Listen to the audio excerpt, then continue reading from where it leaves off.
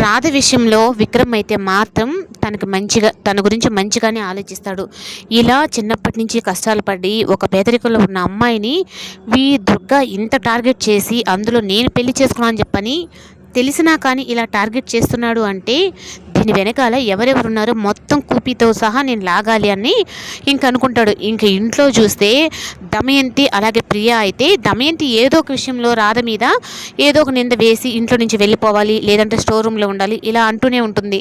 అయినా రాధకి నేను చేసుకున్న తర్వాత తన కష్టాలు వచ్చాయా, తను వాళ్ళ నాన్న దగ్గర ఉన్నప్పుడు చాలా సంతోషంగా ఉండే ఆడపిల్ల ఇప్పుడు ఇన్ని బాధలు పడుతూ కూడా ఉంది అని బాధపడుతూ ఉంటే సునంద నందగోపాల్ అయితే వద్దు నాన్న ఇక్కడ మీరిద్దరు వెళ్ళిపోండి అని చెప్పని 2 బ్యాగులు తీసుకొచ్చి మీరు రాధని కష్టపెట్టేది నేను చూడలేకపోతున్నాను అన్నట్టుగా సునంద అయితే అంటుంది.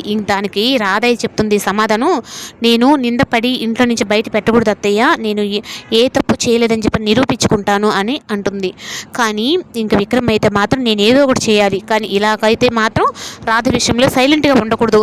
మామయ్య చెప్పినట్టు వాడు ముందుగా ఆలోచించేదానికంటే నేనే 1 గంట ముందు ఆలోచించాలి, తన దగ్గరికి రావాలి అంటేనే భయపడే విధంగా ఆ దుర్గాని భయపెట్టాలి అన్నట్టుగాని రాధ కాలేజ్ చదివిన దగ్గరికి అక్కడ తన ఫ్రెండ్స్ని అందరినీ అయితే ఎంక్వైరీ స్టార్ట్ చేస్తాడు. ఆ దుర్గా ఎలాంటి వాడు, రాధ విషయంలో ఏమేమి చేశాడు అని చెప్పి అనేటప్పటికీ రాధ క్లోజ్ ఫ్రెండ్ అయిన ఆ అమ్మాయి అయితే మాత్రం మొత్తం చెప్పేస్తుంది.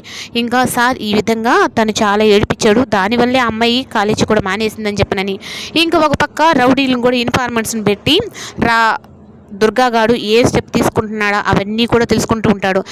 అలా తెలుసుకొని దుర్గా ఉన్న దగ్గరకైతే వెళ్ళి వాడినైతే మాత్రం చాలా కొట్టేసి అక్కడి నుంచి తీర్చుకుంటూ వస్తాడు. రా నువ్వు మా ఇంట్లో నిజం చెప్పాలి, అసలుకి రాధకి నీకు ఏ సంబంధం ఉందో చెప్దు రా అని చెప్పని వాడితో పాటే తన రాధ ఫ్రెండ్ని కూడా తీసుకొని వచ్చి ఆ ఇంట్లో నిలబెడతాడు.